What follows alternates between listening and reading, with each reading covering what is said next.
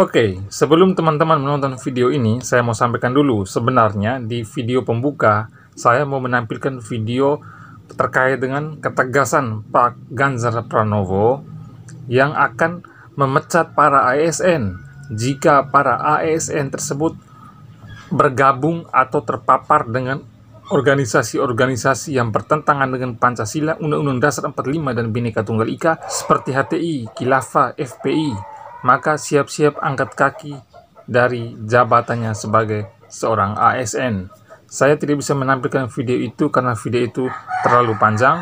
Dan yang kedua, kalau saya potong atau edit, maka video itu terkesan tidak bagus. Dan kalaupun saya tempel video itu di video saya, maka saya takut terkena copyright, teman-teman. Makanya saya tidak bisa menampilkan video itu secara utuh. Dan kalau teman-teman ingin mencari video itu, silakan cek di YouTube yang lain. Oke? Selamat menyaksikan.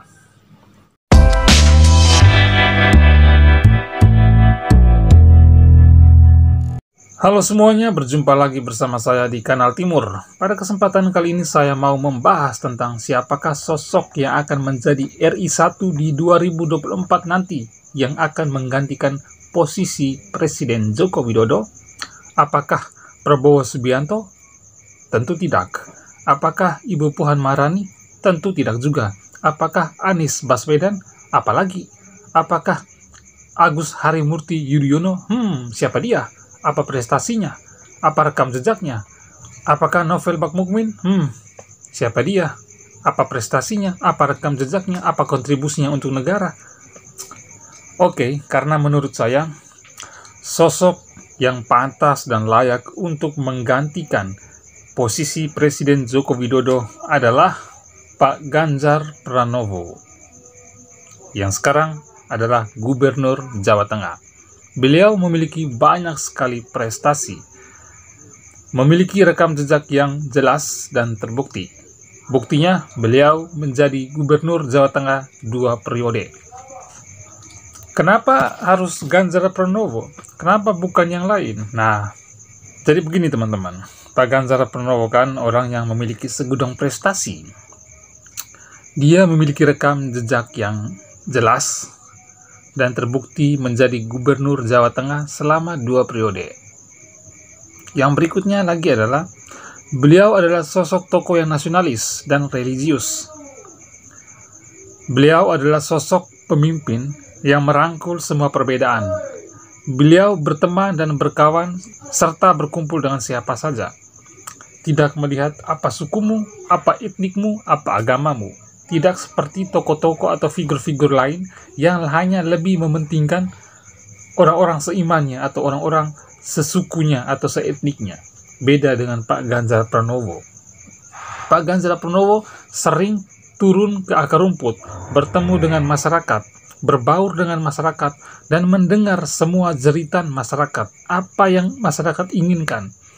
Apalagi di tengah pandemi selama ini, Pak Ganjar banyak sekali turun ke masyarakat menggunakan media sosial, berkomunikasi, berinteraksi dengan masyarakat Jawa Tengahnya menggunakan media sosial, bukan menggunakan baliho yang pampang di jalan-jalan, terus baliho itu dikenakan pajak, sementara tidak memiliki fungsi yang jelas, tidak memiliki fungsi yang bisa membantu masyarakat yang lagi kesusahan akibat pandemi COVID-19.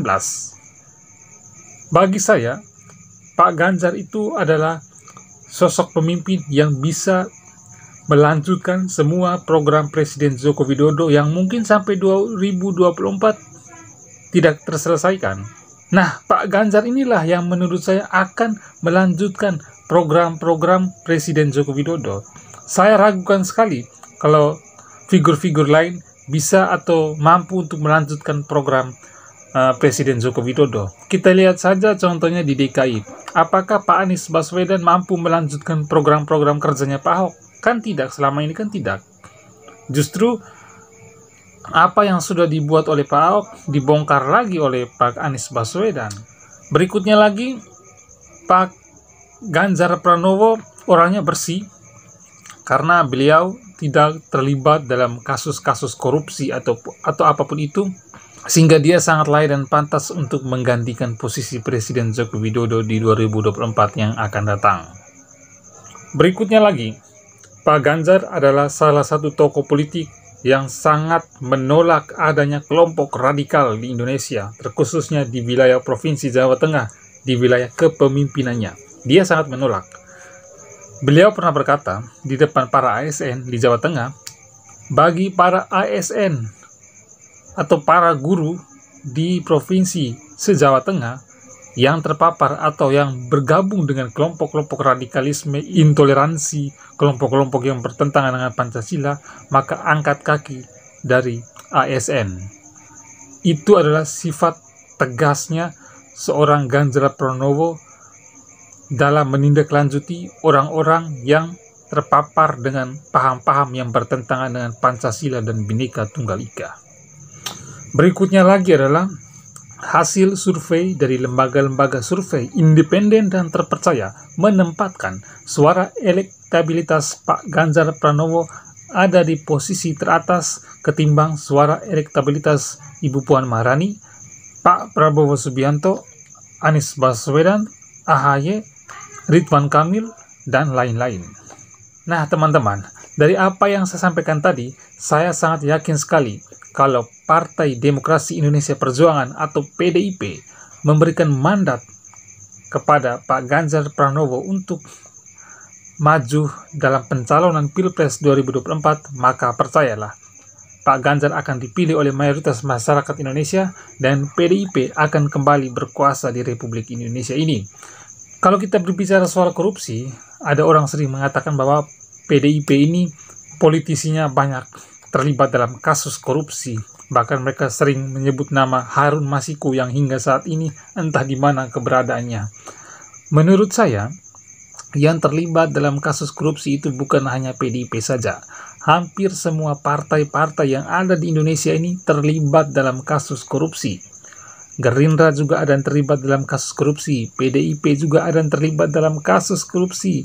Terus ada lagi PKS juga ada yang terlibat dalam kasus korupsi. Demokrat, apalagi Demokrat itu yang politisi-politisi partai atau kader-kader Demokrat itulah yang melakukan korupsi berjamaah di saat SBY berkuasa menjadi presiden selama 2 periode.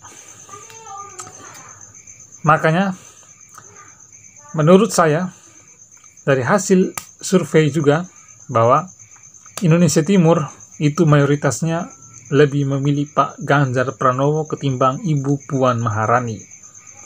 Kalau sampai Pak Ganjar Pranowo ini didepak dari PDIP, maka yang menjadi kekhawatiran saya adalah kalau Pak Ganjar dilirik oleh partai lain. Apalagi kalau partai yang kita tidak suka, yang kita tidak tertarik. Nah, ini sangat berbahaya sekali.